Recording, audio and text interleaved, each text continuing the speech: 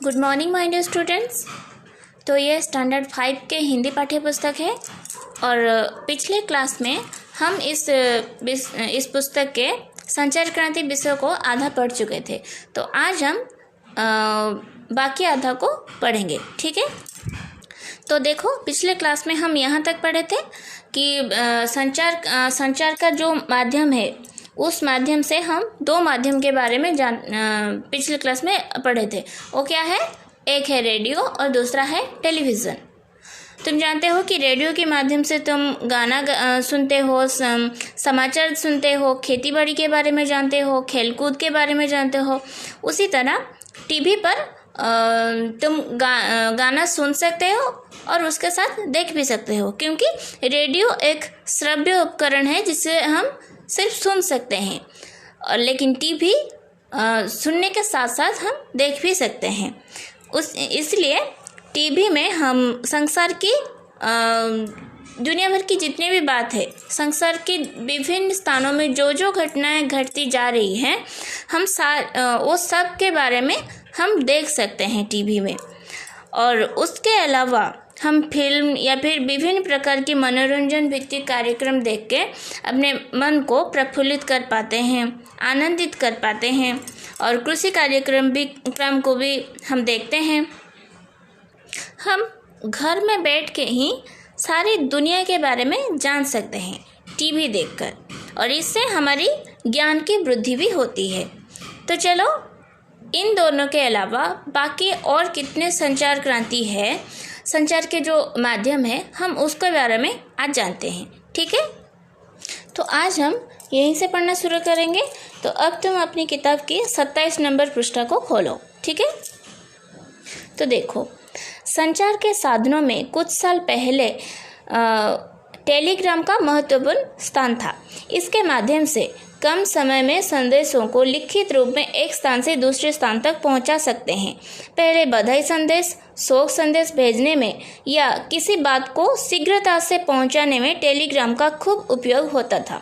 सरकारी कामकाज में भी टेलीग्राम का उपयोग होता था, परंतु अब आधुनिक संचार के साधनों का विकास होने से टेलीग्राम का उपयोग बहुत कम हो गया है। तो देखा, कुछ साल पहले टेलीग्राम का बहुत ज़्यादा प्रयोग होता था, क्योंकि अगर हम किसी को कुछ बात बताना चाहते थे तो हम वो टेलीग्राम में लिखकर भेज देते थे। और टेलीग्राम एक ऐसा संचार क्रांति है जो कि उससे बहुत जल्द ही पहुंच जाता था। मतलब हम जिसके पास कुछ संदेश भेज रहे हैं, उसके पास टेलीग्राम बहुत जल्द ही पहुंचा देता था संदेश। लेकिन टेलीग्राम को हम लिखित रूप में भेजते थे। जैसे कि हम चिट्ठी भेजते हैं, उसी तरह टेलीग्राम को भेजते थे। लेकिन चिट्ठी पहुंचने में थोड़ा समय लगता था, लेकिन टेलीग्राम में बहुत जल्द पहुंच जाता था।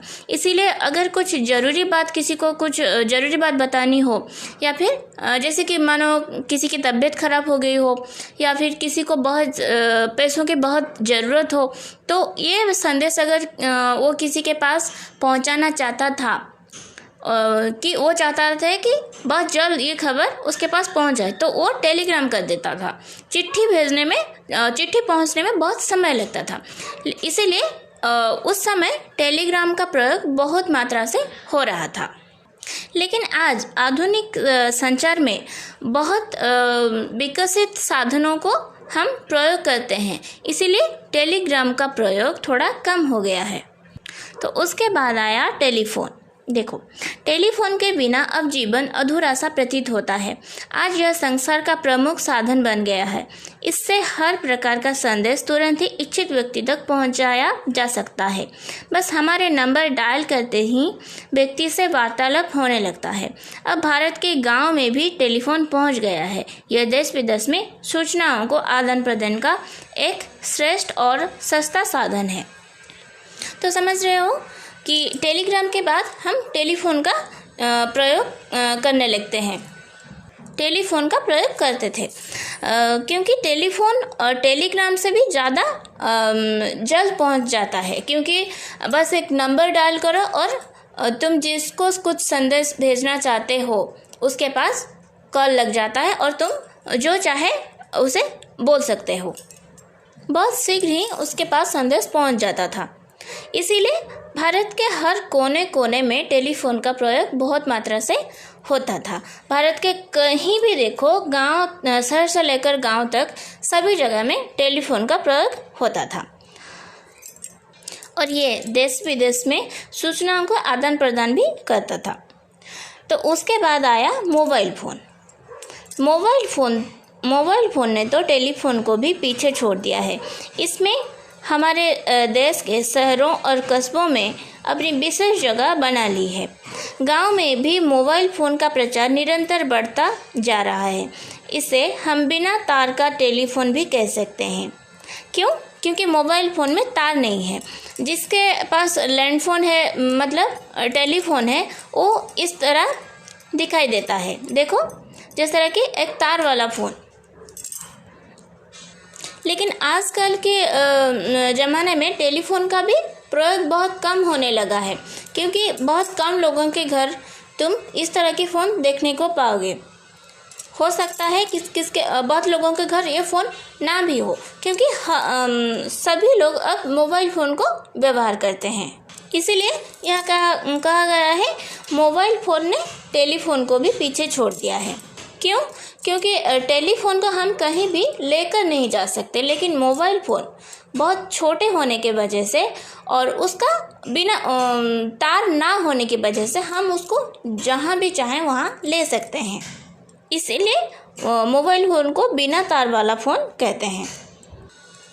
छोटे से मोबाइल फ़ोन को जेब में रखकर हम कहीं भी जा सकते हैं और टेलीफोन के समान ही वार्तालाप के लिए इसका प्रयोग कर सकते हैं।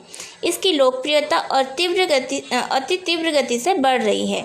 आज साधु संत, शहरी, ग्रामीण, धनी, निर्धन सभी के पास मोबाइल फ़ोन पर वार्तालाप करते दिखाई देते हैं।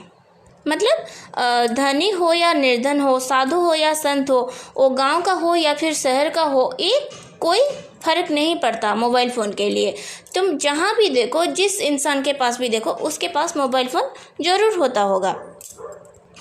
और इसका प्रयोग इस तरह बढ़ गया है कि शहर से लेकर गांव तक और यहाँ तक कि बस्ती में भी लोग मोबाइल फ़ोन का प्रयोग करने लगे हैं, क्योंकि इसमें संदेश भेजना जितना आसान है, हम इसको व्यवहार करने में भी उतना ही आसान है, क्योंकि हम जहाँ भी चाहें इसको ले जा सकते हैं अपने साथ। इसीलिए इसका लोकप्रियता बहुत तीव्र गति से बढ़ रही है। तो उसके बाद आया टेलेक्स। संचार के साधनों में टेलेक्स का भी प्रमुख स्थान है। टेलेक्स के द्वारा समाचार तीव्रता से जाता है और भेजे जाने वाले स्थान पर टेलीप्रिंटर के द्वारा स्वतः ही टाइप हो जाता है। टेलीप्रिंटर के आविष्कार से समाचार या संदेश का लिखित रूप में पहुंचाना संभव हो पाया है।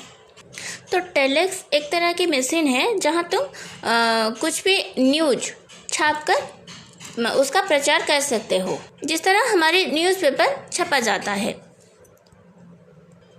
तो न्यूज़पेपर भी एक तरह की संचार के माध्यम है, जिसके माध्यम से हम एक जगह की घटना को फैला सकते हैं, दूसरी जगह तक फैला सकते हैं, क्योंकि न्यूज़पेपर में बहुत देश विदेश की खबर या फिर बहुत जगह की खबर छपा जा रहा है, जिसको हम घर में बैठकर भी पढ़कर जान सकते हैं। और यह सब संभव हो पा रहा है टेलीप्रिंटर के द्वारा। टेलीप्रिंटर होने की वजह से ही हम न्यूज़पेपर को छपा सकते हैं। समझ रहे हो? तो उसके बाद आया फैक्स मशीन। फैक्स मशीन से हम छपे हुए संदेश को ज्यों का त्यों एक स्थान से दूसरे स्थान तक पहुंचा सकते हैं। जब हम किसी लिखित कागज़ को डालते हैं तो वो तत्काल भेजे जाने वाले स्थान पर स्थित फैक्स मशीन में जाता है और वहां उस कागज़ की प्रति छपकर बाहर आ जाती है। तो फैक्स मशीन एक तरह की जेरॉक्स मशीन की तरह है, जहां हम अगर कुछ लिखित रूप में डालते हैं तो वो ज्यों का त्यों उसी तरह ही निकल कर आ जाता है। तो तुम कभी देखे हो जेरॉक्स जब होता है कि तुम अगर किसी लिखित कागज़ को उसे दे देते हो जेरॉक्स करने के लिए, तो वो क्या करता है कि एक दूसरे कागज़ में वही लिखित चीज़ को प्रिंट करके दे देता है। तो ये एक फैक्स मशीन की उदाहरण है। तो समझ गए। उसके बाद आया इंटरनेट। इंटरनेट के आविष्कार से तो संचार अत्यंत सुविधाजनक हो गया है। अब हम कंप्यूटर को इंटरनेट से जोड़कर ईमेल द्वारा संदेश को देश या विदेश में तुरंत भेज सकते हैं। इंटरनेट पर समाचार, गीत, संगीत, फिल्म आदि का आनंद उठा सकते हैं। इंटरनेट से जुड़ते ही संसार भर की जानकारी हमारी आंखों के सामने होती है। तो समझ गए। इंटरनेट सबसे ज़्यादा फैलाने वाला संचार क्रांति है, जिसके माध्यम से हम अगर एक जगह की घटना को बहुत शीघ्र ही फैला सकते हैं। और इंटरनेट से जोड़कर हम ईमेल आईडी भी व्यवहार करते हैं। तुम सब जानते हो, तुम्हारी भी ईमेल आईडी होगा और ईमेल आईडी से हम जो कुछ भी चाहें भेज सकते हैं। उसी तरह आज तुम जो पढ़ाई कर रहे हो इंटरनेट की वजह से, क्योंकि हम जो वीडियो तुम्हें भेज रहे हैं और जो पीडीएफ तुम्हें भेज रहे हैं वो व्हाट्सएप में भेज रहे हैं, तो ये सब इंटरनेट की वजह से ही मुमकिन हो पा रहा है। समझ रहे हो। तो इसके अलावा इंटरनेट पर हम समाचार, गीत, संगीत, फिल्म और बहुत मनोरंजन भित्तिक कार्यक्रम देखकर आनंद भी उठा सकते हैं। तो इंटरनेट सबसे सुविधाजनक और सबसे तीव्र गति से फैलाने वाला एक संचार के माध्यम है। तो देखो, आज संचार के आधुनिक साधनों ने पूरे विश्व को जोड़कर एक कर दिया है, जिससे अब आपसी दूरियां समाप्त हो गई है। वास्तव में यह संचार क्रांति का युग है। तो देखते हो कि यही आधुनिक युग के जो संचार के माध्यम है, उन माध्यमों की वजह से हम देश विदेश का खबर जान पाते हैं। एक देश में रहकर दूसरे देश में क्या घटना घटता है हम जान पाते हैं। इसीलिए देश देश में एक सुसंपर्क स्थापित भी हो पा रहा है। इसीलिए कहता है कि आधुनिक संचार के आधुनिक साधनों ने पूरे विश्व को जोड़कर एक कर दिया है, जिससे आपसे दूरियां समाप्त हो गई। मतलब हम यहीं रहकर भी अमेरिका में क्या होता है, चाइना में क्या होता है, रूसिया में क्या होता है, ये सब जान पाते हैं। ऐसा लगता है कि ये सब हमारे पास में ही है, क्योंकि हम इसको देख पा रहे हैं टीवी में, हम इसके बारे में जान पा रहे हैं। तो ये सब होने की वजह से आपसे दूरियां समाप्त हो गई है। समझ गए। तो इसीलिए इस युग को संचार क्रांति का युग कहा जा रहा है। तो ये विषय को पूरी तरह से पढ़ाकर मैं समझा दी हूँ। अगर तुम्हें कोई दिक्कत होगी तो मुझे पूछना, और इसका क्वेश्चन आंसर भी करके मैं तुम लोगों के पास भेज दूँगी। ठीक है। तो आज के लिए इतना ही, चलती हूँ, बाय।